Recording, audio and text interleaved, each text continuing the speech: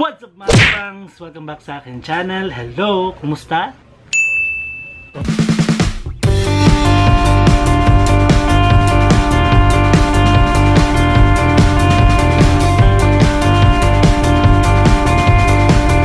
Happy Saturday sa inyong lahat guys at welcome sa aking channel. Kung bago ka pa lang dito, please huwag kalimutang i-subscribe ang aking channel at i-click ang bell notification para ma-notify ka every time nag-upload ako ng bagong video.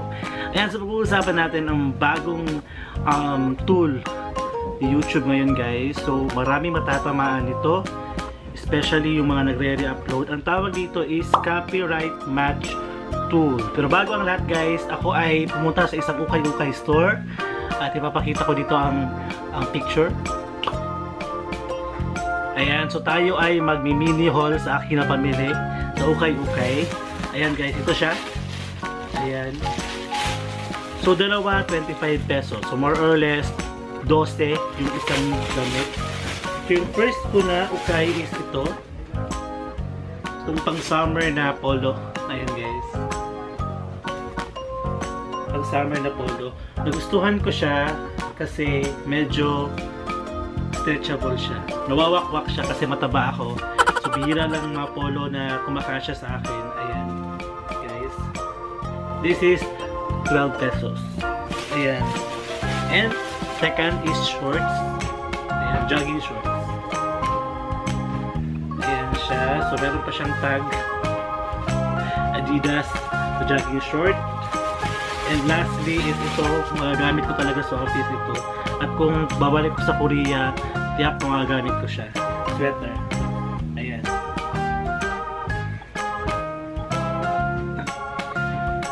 So meron pa siyang mga tag, made in USA.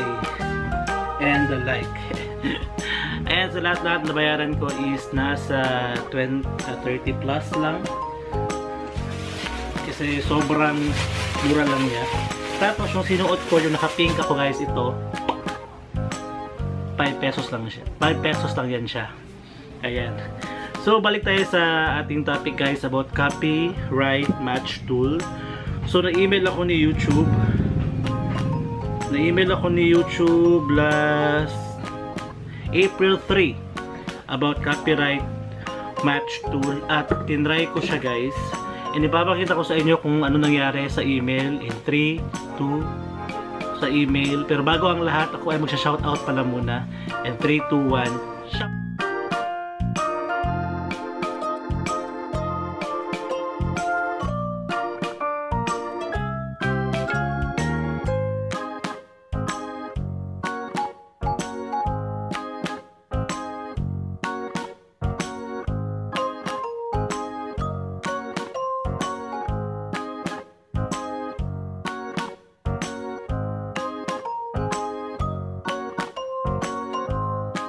Ayan, so maraming salamat sa lahat ng nag-comment sa aking video about assumptions ng mga tao sa akin.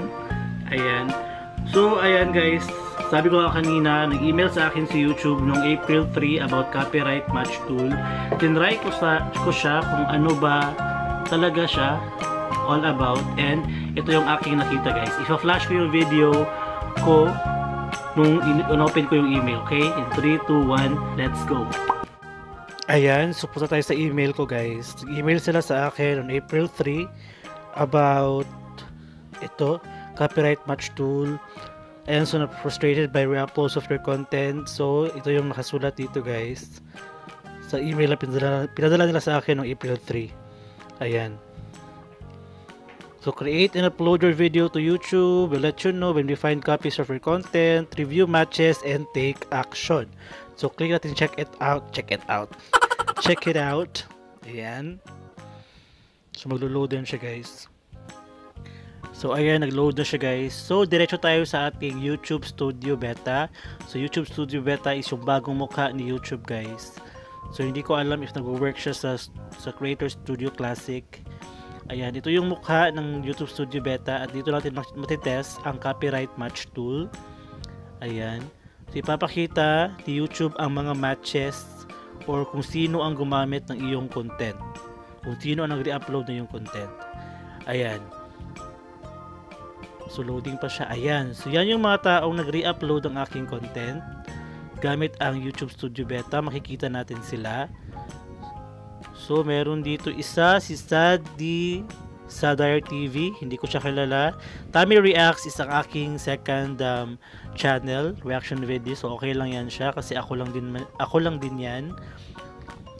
Pero si Sadire TV hindi ko siya kilala. Ayan. So meron tatlong choices: move to archive, request video removal, and contact channel. Ayan. So ita-try natin kung ano bang mangyayari if mag-click tayo dito ng isa. Try natin. Move to archive, click ko siya. So mamumove na siya sa archive. Matatago siya. And request video removal.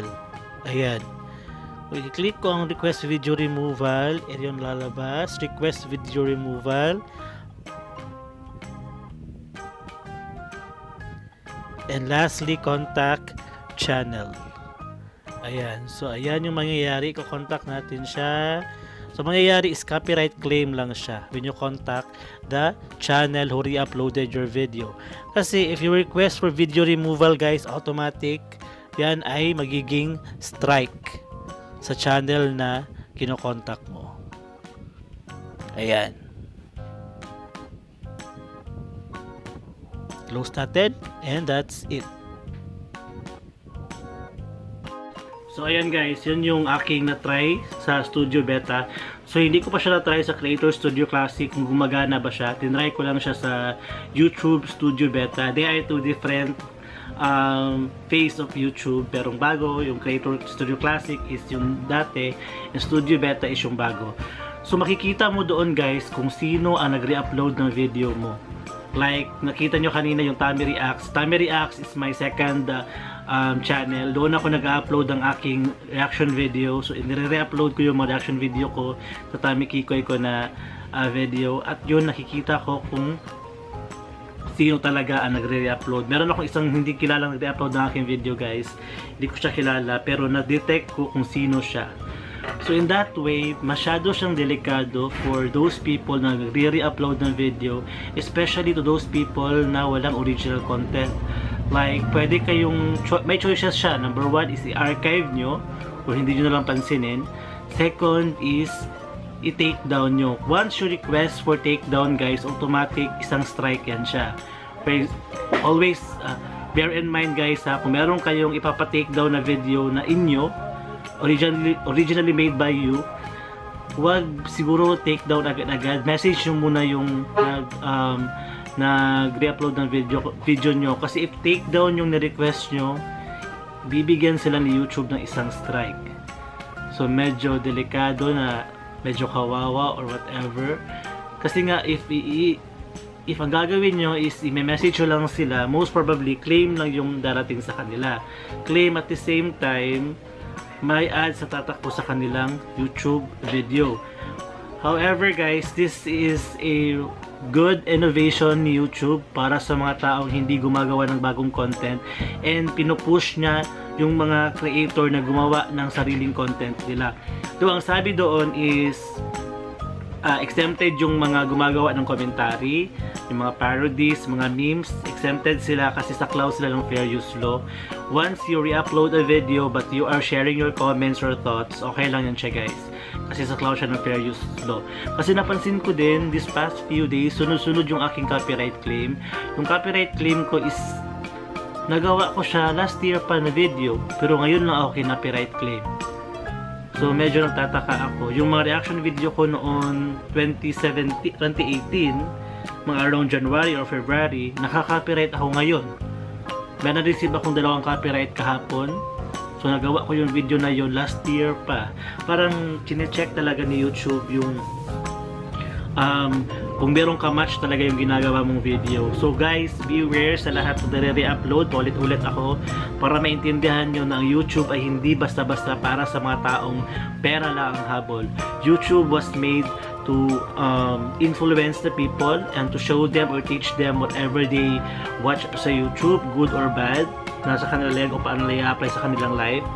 Like sa akin is tutorial. I want my tutorial to influence the people to understand ano talaga ang world ng YouTube, what they can learn from YouTube, and what they can earn from YouTube as well. And you can earn a lot of friends naman here. You can earn friends, bashers, lahat-lahat, klase-klaseng tao andito sa YouTube. So be prepared for that kung meron mababash sa inyo or whatever.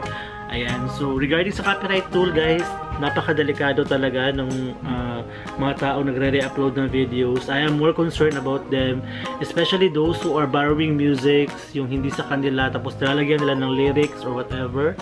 Hindi ko alam kung ma-approve ba sila ni YouTube about that. Yung mga TikTok, hindi ko din alam if ma-approve sila, pero meron na akong isang kakilala na disapprove o na-reject. Nag-upload siya ng TikTok, mga viral videos or whatnot. So ako lang sa inyo guys, if gusto nyo seryosohin yung YouTube talaga, upload original contents. Huwag kayong iasa sa ibang content yung YouTube channel nyo. Kasi the YouTube channel was made for the people. Para naman meron silang entertainment na makita or they can learn something, mga ganun, ganyan. Pero if you are just re-uploading videos, though for us creator na original content talaga ang ginagawa, it's unfair, then they are earning a lot from that. Tapos hindi sa kanila yung original content, well, discarded nila yan, sa kanila yan, bahala sila, konsensya na nila. But the people behind that channel will not be known, or hindi sila makikilala ng tao. Ayan, so yan lang yung consequence guys. Pero sa aming mga content creator na original videos ang ina-upload talaga, or pwede mag-re-upload ng videos basta not copyrighted, or nag-ask ka ng permission na i-re-upload mo yung video na yun, okay lang naman yan siya, as long as wala kang naapakang tao at walang nasisirang relasyon or mga ganon, mga ganyan.